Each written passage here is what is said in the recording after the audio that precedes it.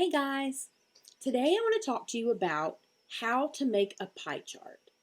And technically, we don't do this in Yearbook Avenue or in Layout Pro, but I want to show you how to do it, import it into Layout Pro, and use it on your page, and more specifically, how to make sure that your fonts and your colors match the theme of your book. So to get started, open up a brand new Google Sheet and enter your information into the spreadsheet. For this example, I'm going to say, are you ready to go back to school? Yes, no, or maybe. And also enter your values. Once you've entered that information in, if you go to Insert and then choose Chart, once this pops into your sheet, you can select it and make some alterations. Let me tell you the alterations that I would suggest that you make. If you want to be very particular about the colors on your yearbook spread, I would suggest using grayscale for every one of the colors. I'm going to make those changes here. I'm also showing you some other changes you can make if you choose to do so. Those are totally up to you. The reason we use grayscale will come into play later. Now, if you're not concerned about the exact shade of color, you can make it any color you want. The other thing I like to do is to remove any trace of text from the pie chart. The text in Google Sheets does not match the text you're using in your book. And it's also going to be very, very small. And once you upload it into Yearbook Avenue and into Layout Pro, you will not be able to manipulate it. So by deleting it here, we're just taking one variable away so that we can control it later. And then I'm going to just stretch this larger. And I'm going to click in the top right-hand corner of the pie chart, and there are three little dots. And if you click that, it will allow you to export the pie chart, and only the pie chart, as a PNG. PNG files can be uploaded into Layout Pro. Now, as an aside, I want to show you how you can resize something in Microsoft Paint and how you can save it as a different file type. Consider this a bonus tip. Now that I've saved this as a PNG and it's saved to my computer, I can go to Microsoft Paint and open this up in a blank document. Once it's inserted into Paint, you can actually choose to change the size. Now, this is not going to give you exact dimensions, but you can double it in size or triple it in size using the percentages it's offering you.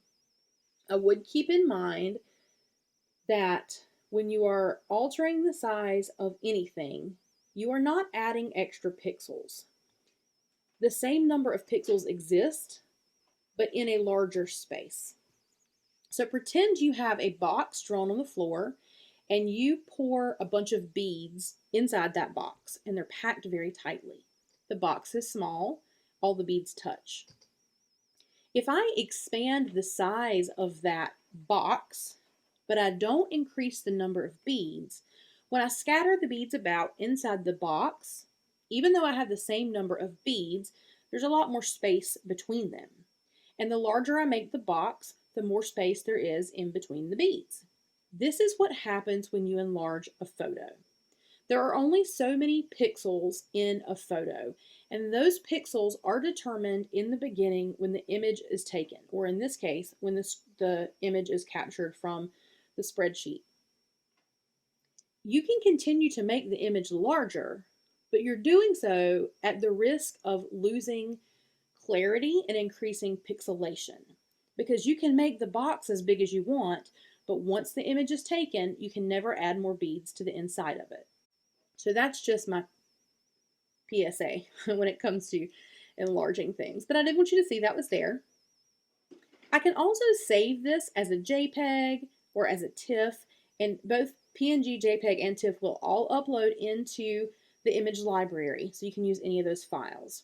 I'm going to convert this one to a TIFF file, And you'll see that when I do that, it's going to warn me that I'm going to lose my transparency. So I'm now going to have a white background.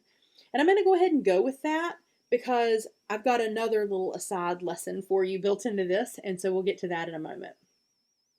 So I'm going to flip over to my son's elementary school. I'm the advisor there, so I can play in their book, and there's nobody to get mad at me.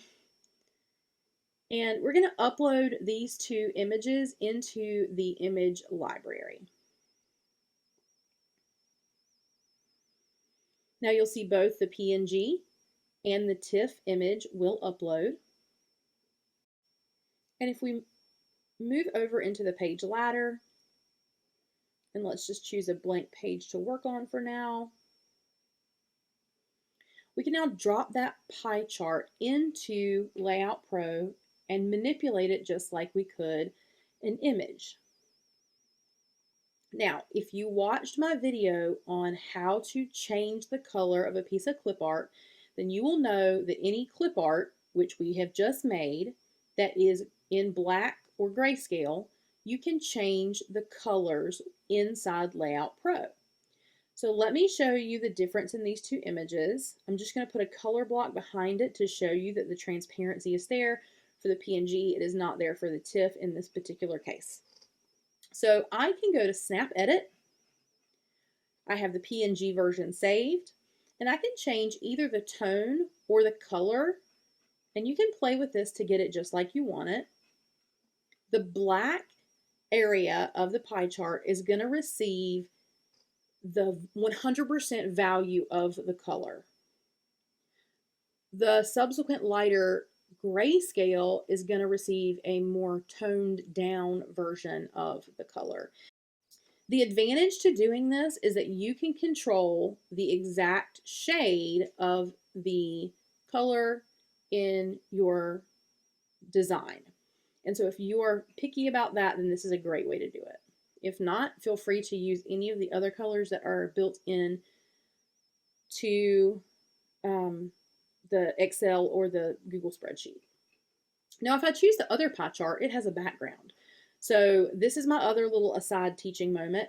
I'm so excited. We will do an entire other video about this, but we now have what is called a masking feature. Now, if you've used Yearbook Avenue in the past, you may have seen it as cut out background. But if you've used Photoshop, you know what masking is. Just like a mask covers up part of your face and reveals other parts of your face, a digital mask is going to cover up a part of the picture and reveal another part. So if I'm wearing a Halloween mask and only my eyes are exposed, I have masked most of my face and I'm revealing part of it. So this mask tool is going to mask part of the image, in this case, the white background, and reveal part of it, in this case, the pie chart. Now, the really exciting thing is that yes, you can use the eraser and the uneraser. The uneraser meaning you can draw back if you accidentally delete too much. But you can also change your tolerance levels and use the smart eraser, and watch this. This masking tool can also do other things, but like I said, we'll cover that in a different video. Now, once I apply this change, I can then go in and adjust the color just like I did with the first one. So we're going to pick a different shade of purple, change things up, and then let's look at them on the spread.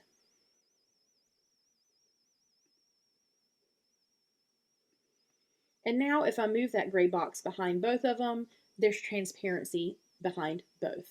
One because I imported it with a transparent background, the other because I cut out the background in the masking layer, using the masking layer in Layout Pro. So you now have a couple of pie charts, but they're not labeled. So just like you would label anything else, we're going to pop on a headline, we're going to pop on some content, some percentages, and because we're doing it in Layout Pro, your fonts match, and you can adjust the size of the font and where they lay on the page and what color they are. You have so much more flexibility. Can you tell I'm ready for my kids to go back to school here? All right. I hope this helps you.